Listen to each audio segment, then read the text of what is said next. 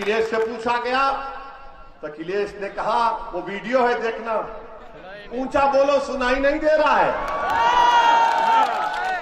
कि भाई साहब आपको भी नहीं सुनाई दिया क्या? जब पूछा गया अखिलेश से मुस्लिम वोट तो बोला नहीं सुनाई दिया। मेरे अजीज दोस्तों और बुजुर्गों, सिर्फ चुनाव की हद तक आपकी अहमियत है, उसके बाद आपकी कोई अहमियत नहीं है। 10 मार्च के बाद नरेंद्र मोदी पेट्रोल डीजल पर कीमतें बढ़ा देंगे देखना, बल्कि 8 मार्च को ही फैसला आ जाएगा। मोदी जी 8 मार्च को डीजल पेट्रोल पर कीमतें बढ़ा देंगे और सपा वाले 10 मार्च के बाद अपनी शिकस्त के बाद अपने घर के दरवाजों को बंद करके बैठ जाएंगे और आप रोज मरेंगे।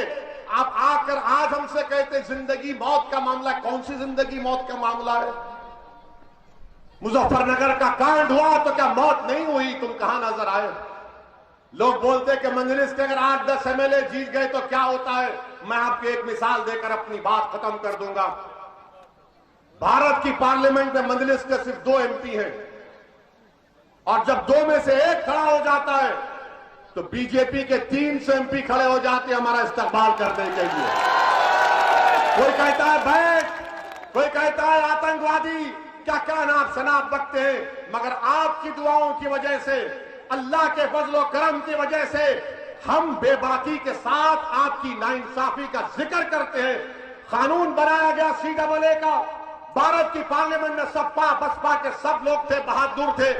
किसने उस कानून को संविधान के खिलाफ है कहकर फाड़ा? उसका नाम क्या था आप जानते हैं? ये सपा वाले क्या किए? ट्रिपल तलाक का कानून 3 मरतबा आया तो सपा ने क्या बोला?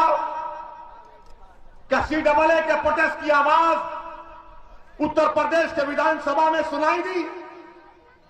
सुनाई दी उत्तर प्रदेश के विधानसभा में? ये पूछते ओवैसी भड़काऊ भाषण देता है। जिस प्रदेश से मैं आता हूं, हमने उस प्रदेश में हमारे सिर्फ 7 एमएलए सत्ता में नहीं है, मगर हमने वहां की हुकूमत को मजबूर किया और हमने उस विधानसभा में CAA कानून के खिलाफ एक रेजोल्यूशन को पास कराया और क्या कहा कि तेलंगाना में CAA NPR NRC नहीं होगा, नहीं होगा, नहीं करवाया जाएगा। इसको कहते हैं ताकत। लोग पूछेंगे ओवैसी तुमने तो शिक्षा की बात की, बताओ तेलंगाना में क्या किया? हमने सरकार के पास जाकर तेलंगाना में गवर्नमेंट के स्कूल खुलवाए। 6 स्टैंडर्ड से 12 स्टैंडर्ड तक बच्चियों और बच्चे उसमें पढ़ते हैं, रहते हैं, खाना खाते हैं। आपको मालूम कितने मुसलमान बच्चे और बच्चियां पढ़ते हैं? 60,000। 60,000। क्या वो काम उत्तर प्रदेश में नहीं हो सकता? होगा इंशाअल्लाह ताला। ये काम कैसे हुआ? ओवैसी की वजह से हुआ? नहीं, ये काम तेलंगाना की जनता ने सियासी ताकत को समझा। उन्होंने ये सेकुलरिज्म के झूठे वादे करने वालों का कि तुम्हारी जरूरत नहीं है, हम अपनी पार्टी को, अपनी कैंडिडेट को कामयाब करेंगे। मजलिस के 7 विधायक है तेलंगाना में और 60,000 बच्चे और बच्चियां पढ़ती हैं। उस स्कूल में एडमिशन के लिए एंट्रेंस लिखना पड़ता है। मेरे भाई, हम लोग मेडिकल, इंजीनियरिंग कॉलेज, अस्पताल सब चलाते हैं। ये सब सियासी ताकत का नतीजा है ना।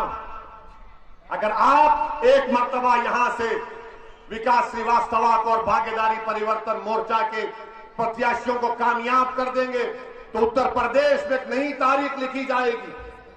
जो गलती 14 में हुई, जो गलती 17 में हुई, जो गलती 19 में, उसको मत दोहराइए। खुदा के लिए, खुदा के लिए मत दोहराइए। और जो लोग ये कहते हैं कि ओवैसी के भाषण को सुनकर नौजवान जज्बाती हो जाता है, तो मैं सलाम करता हूं नौजवानों को जो जज्बाती। मैं सलाम करता हूं नौजवानों के मां बाप को जिन्होंने इस तरह की बहादुर नौजवानों को पैदा किया। मैं सलाम करता हूं बुजुर्गों को जिन्होंने आप पे धड़कता हुआ दिल दिया। अरे जो जज्बाती नहीं है वो मुर्दा कहलाता है। जिसमें गरीबों पर जुल्म को देखता है तो जज्बाती हो जाता है, किसी को पिसता हुआ देखता है तो आंख से आंसू निकल जाते। मेरे अजीज दोस्तों, ये जज्बात को अब वोट में कन्वर्ट करना है, वोट में तब्दील करना है।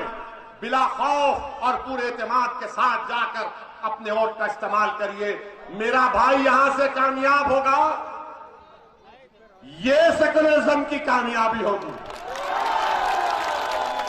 ये सपा वाले अगर उनको वोट डालेंगे तो गुलामी की कामयाबी होगी। ये कामयाब होगा तो हिस्सेदारी की कामयाबी होगी। बीजेपी को वोट डालेंगे तो फिर याद रखो, फिर दोबारा आपके खेतों में सांड फिरते रहेंगे, सांड फिरते रहेंगे, आवारा पशु फिरते रहेंगे, नौजवानों पर लाठियां बरसाई जाएंगी जब रोजगार की नौकरी के लिए लड़ाई लड़ेंगे। तो इसीलिए हम आपसे कह रहे हैं कि आज आपके दरमियान में एक विकल्प है, और अगर उत्तर प्रदेश में बीजेपी की सरकार को बनने से कोई रोक सकता है, कि मोदी और योगी को कोई रोक सकता है, तो उसका नाम बाबू सिंह कुशवाहा है। बाबू सिंह कुशवाहा और ओवैसी एक साथ जमा हो चुके हैं, एक साथ खड़े हो चुके हैं। आपसे अपील कर रहे हैं कि आप हमारा साथ दीजिए, और डरने की जरूरत नहीं है, हरगिज डरने की जरूरत नहीं है। ये लोग जानते हैं कि आपको डराओ। उस कर्नाटका की बच्ची ने क्या कहा था, जो हिजाब और निकाब पहनकर, उसने कहा था कि मैंने क्यों नारा लगाया, तो उसने कहा मैं जब डरती हूं तो मैं नारा लगाती हूं। क्या नारा लगाती थी वो? जब तुम डरोगे तो क्या नारा लगाओगे? क्या नारा लगाओगे? उधर ही पुकारो।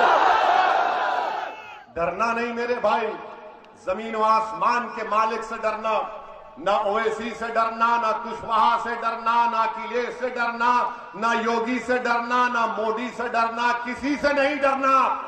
ये भारत का संविधान अंबेडकर का बनाया हुआ आपसे कहता है कि सब बराबर हैं, डरने की जरूरत नहीं। हक की लड़ाई है, हुकूक की लड़ाई है, हिस्सेदारी की लड़ाई है, और आपसे अपील करते हैं कि आप एक होकर यहां से भागीदारी परिवर्तन मोर्चा और मजलिस के उम्मीदवार को कामयाब करिए। बहुत बहुत शुक्रिया। खुदा मैं एक तराने से करना चाहता हूं। मुलाहिजा फरमाए,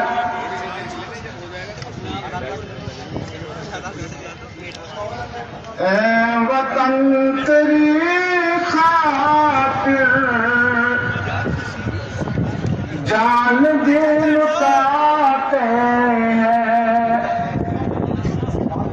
ऐ वतन तेरी खातिर